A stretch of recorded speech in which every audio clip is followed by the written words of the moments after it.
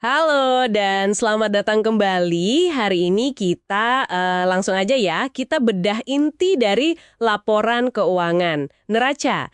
Sumber kita kali ini dari bab 3 buku Key Management Ratios, fokusnya ke istilah-istilah kunci di neraca. Misi kita ya, membongkar 4 istilah penting ini biar Anda dapat gambaran gitu ya, soal struktur finansial perusahaan. Betul sekali. Dan ini bukan sekedar ngapalin definisi loh ya, tapi lebih ke gimana kita bisa baca cerita di balik angka-angka itu, kondisi finansial perusahaannya gimana. Anggap aja ini fondasi lah ya, sebelum kita melangkah ke analisis yang lebih dalam lagi. Oke, siap. Mari kita mulai dari yang paling gede dulu nih. Total aset, TA. Gampangnya, ini semua yang dipunya perusahaan. Nah, sumber kita ini nunjukin ada dua cara ngelihatnya. Dari sisi aset, aset tetap FA tambah aset lancar CA, atau bisa juga dari sisi pendanaannya, dana pemilik OF tambah pinjaman jangka panjang LTL tambah kewajiban lancar CL. Misalnya, total aset $1.000 itu bisa dari $600 aset tetap plus $400 aset lancar. Nah ya, dan ngelihat dari dua sisi ini tuh penting banget. Kalau dari sisi aset, yang $600 FA plus $400 CA itu, kita jadi tahu apa aja sih sumber daya yang dipakai perusahaan buat jalanin bisnisnya. Tapi, kalau kita lihat dari sisi pendanaan, misalnya tadi $450 dana pemilik, $250 utang jangka panjang, terus $300 utang lancar, nah itu nunjukin dari mana duit buat beli aset-aset itu datangnya. Jadi kelihatan struktur modalnya. Lebih banyak modal sendiri, utang panjang, atau utang pendek. Keduanya ngasih cerita yang beda, tapi saling nyambung. Oh gitu ya. Jadi kayak dua sisi koin yang sama tapi ceritanya beda. Menarik, menarik. Nah, tadi kan disebut aset lancar CA sama kewajiban lancar CL. Dari situ kita ke istilah kedua, modal kerja, working capital WC. Rumus standarnya kan gampang ya, aset lancar dikurangi kewajiban lancar. Di contoh kita tadi, $400 kurang $300, hasilnya $100. Ini kan yang sering dibilang nafas jangka pendek perusahaan, betul? Betul.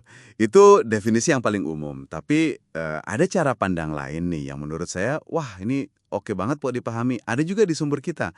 Modal kerja itu bisa juga dihitung sebagai total dana jangka panjang, jadi dana pemilik OF ditambah pinjaman jangka panjang LTL, terus dikurangi aset tetap FA.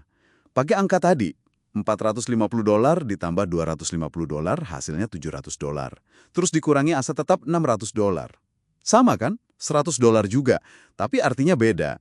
Ini nunjukin berapa banyak sih dana jangka panjang Anda yang masih nyisa buat modalin operasi harian setelah Anda pakai buat beli aset tetap. Kalau angka ini kecil banget atau malah negatif, nah itu bisa jadi penjelasan kenapa kas rasanya seret terus padahal jualan kayaknya bagus. Duit jangka panjangnya kesedot semua ke aset tetap. Ah, iya, iya, iya. Itu bisa jadi biang keroknya ya. Oke, itu jelas banget. Sekarang kita lanjut ke istilah ketiga, modal yang digunakan capital employed CE. Sumber kita bilang ini total aset TA dikurangi kewajiban lancar CL. Atau bisa juga dana pemilik OF ditambah pinjaman jangka panjang LTL.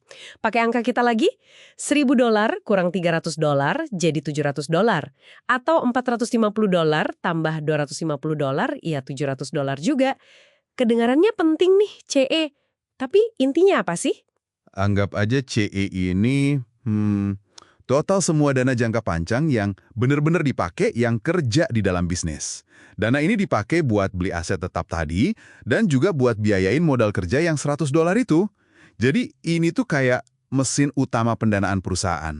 Makanya, CE ini sering jadi dasar buat ngukur seberapa efektif perusahaan pakai modal jangka panjangnya buat hasilin untung. Anda mungkin pernah dengar istilah ROC, Return on Capital Employed. Nah, capital employed-nya ya ini, ukuran efisiensi modal lah intinya. Oke, oke. Jadi CE itu fokus ke dana jangka panjang yang aktif muter di bisnis. Paham. Nah, yang terakhir nih, nilai bersih net worth, NW. Ini katanya total aset TA dikurangi semua utang, baik yang jangka panjang, LTL, maupun lancar, CL. Hasilnya katanya sama persis dengan dana pemilik OF. Kita cek ya, $1.000 dikurangi $250 LTL plus $300 CL sama dengan $1.000, $550 sama dengan $450. Sama dengan OF tadi. Nah, buat Anda sebagai pemilik atau mungkin investor, angka $450 ini artinya apa sih? Gini, NW itu pada dasarnya nilai buku perusahaan.